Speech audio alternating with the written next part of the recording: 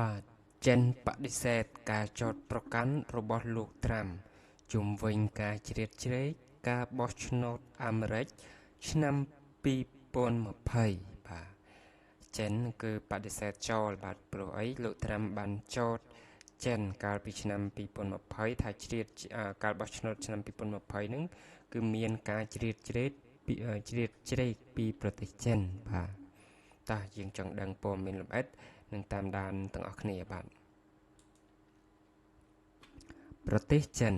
បានចេញមុខច្រានចោលទាំងស្រុងនៅការអះអាងរបស់ប្រធានាធិបតីអាមេរិកដូណាល់ត្រាំដែលថាទីក្រុងប៉េកាំងនៅពីក្រោយការលួចទិន្នន័យបោះឆ្នោតដ៏ធំបំផុតនៅក្នុងប្រវត្តិសាស្ត្របាទសាហាវដែរបងប្អូនពីប្រទេសមួយទៅកាន់ប្រទេសមួយគោលនយោបាយក៏ដូចជារបបនយោបាយក៏មានការពាក់ព័ន្ធនឹងគ្នាដែរបាទអំពីផ្ទៃក្នុងយើងអត់ដឹងថាមានអីខ្លះនោះទេនេះសម្រាប់នយោបាយមួយនយោបាយក្នុងប្រទេសនយោបាយក្រៅប្រទេសគឺសុទ្ធតែមានឥទ្ធិពលទាំងអស់បាទកាលពីឆ្នាំ2020យោងតាមសារព័ត៌មាន Daily Mail ចុះផ្សាយថ្ងៃទី17ខែកក្កដាឆ្នាំ2026ការចោទប្រកាន់ដ៏ចម្រូងចម្រាសនេះកើតឡើងនៅចំពេលដែលដំណើរការទស្សនកិច្ចផ្លូវរដ្ឋបាទរបស់ប្រធានាធិបតីស៊ីជីនពីងទៅកាន់សហរដ្ឋអាមេរិកកំពុងស្ថិតក្នុងភាពមិនច្បាស់លាស់កាលពីយប់ថ្ងៃព្រហស្បតិ៍លោកដូណាល់ត្រាំបានធ្វើការចោទប្រកាន់យ៉ាងធ្ងន់ធ្ងរថាប្រទេសចិនបានលួចចូលប្រព័ន្ធទិន្នន័យអ្នកបោះឆ្នោតអាមេរិកបាទគឺអាមេរិកគឺចោទថាចិនហ្នឹងបានចូលទៅក្នុងប្រព័ន្ធបោះឆ្នោតហ្នឹងរបស់អាមេរិកបាទដោយប្រមូលទិន្នន័យផ្ទាល់ខ្លួនរបស់ប្រជាពលរដ្ឋរហូតដល់អឺ220លាននាក់ឯណោះបាទច្រើនណាស់បងប្អូននេះគឺជាគេហៅថាតាកតងជាមួយនឹងការលូកដៃផ្ទៃក្នុងរបស់ប្រទេសជិតខាងបាទគឺ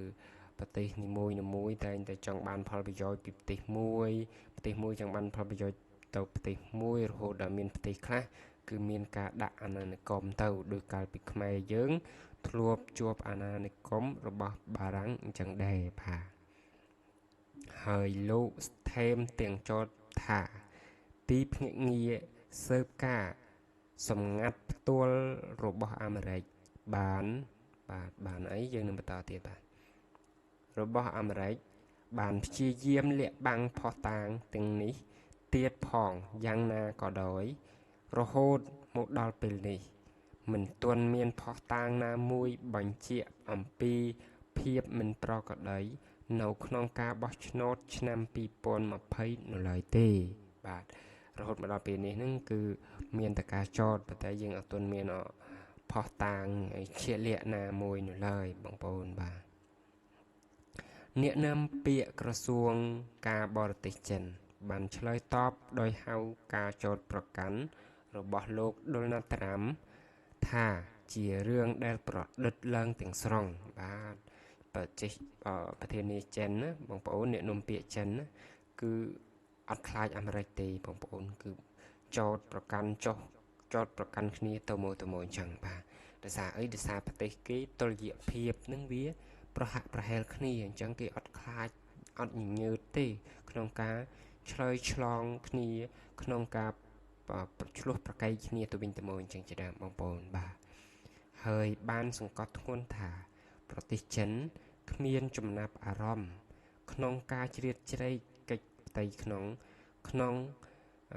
នៃការបោះឆ្នោតរបស់អាមេរិកនោះទេបាទអារម្មណ៍ក៏ការជ្រៀតជ្រែកកិច្ចការផ្ទៃក្នុងនៃការបោះឆ្នោតរបស់អាមេរិកទេក្រុងប៉េកាំងក៏បានព្រមានឲ្យសហរដ្ឋអាមេរិកបញ្ឈប់យកបញ្ហាចិនទៅប្រើប្រាស់ក្នុងយុទ្ធសាស្ត្របោះឆ្នោតរបស់ខ្លួនបាទបងប្អូនតាមពិតយើងអត់ដឹងជឿខាងណាជឿខាងណីទេបងប្អូន សំបីតែប្រទេសចិននិងប្រទេសអាមេរិកយើងដឹងហើយបងប្អូនគឺឆ្លងទ្វីបគឺឆ្ងាយគ្នាមែនទែនប៉ុន្តែនៅពេលដែលតាក់ទងជាមួយនឹងការបោះឆ្នោតការគ្រប់គ្រងអំណាចអាហ្នឹងគឺមានការពាក់ព័ន្ធគ្នាបាទជាប់ប្រកាន់គ្នាបាទទៅមកចុះទន្រួមយើងជាមួយនឹងប្រទេសជិតខាងយើងដែលនៅជាប់នៅរបងជុំគ្នារឿងអីនឹងមិនប៉ះទង្គិចគ្នា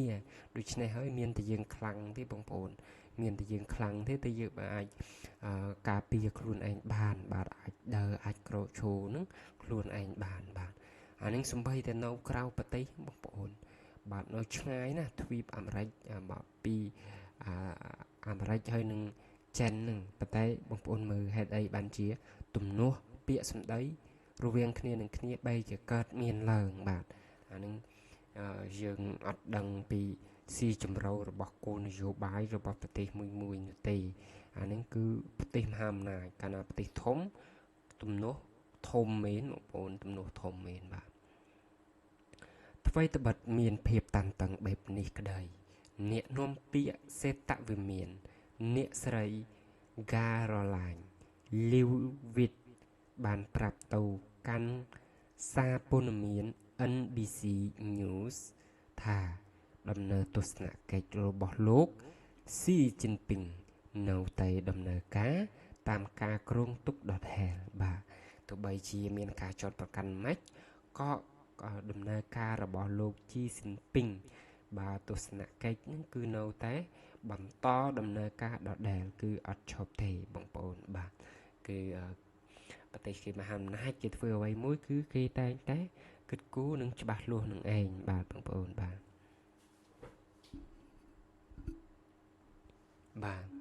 លោកស្រីលោកស៊ីក្រងនឹងធ្វើដំណើរទៅដល់ទីក្រុងញូបាទដល់ទីក្រុងញូវយ៉កបាទបងប្អូនបាទនៅថ្ងៃទី24ខែកញ្ញាដើម្បីចូលរួមមហាសន្និបាតអង្គការសហប្រជាជាតិដែលនឹងក្លាយជាដំណើរការទស្សនកិច្ចផ្លូវរដ្ឋលើកដំបូង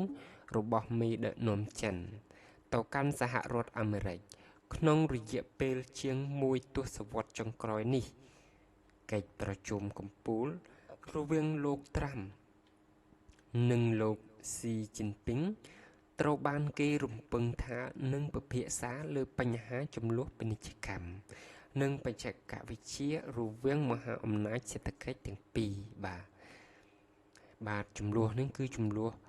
ទោះបីនៅទ្វីបម្នាក់ម្ខាងទ្វីបក៏ដោយក៏ចំនួននយោបាយនេះគឺតាក់ទងជាមួយនឹង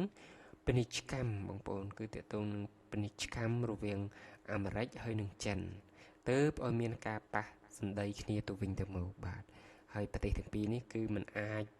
កើតសង្គ្រាមឡើងបានទេកាលណាប្រទេសទាំងពីរនេះបើសិនជាកើតសង្គ្រាមបងប្អូននោះសង្គ្រាមនេះ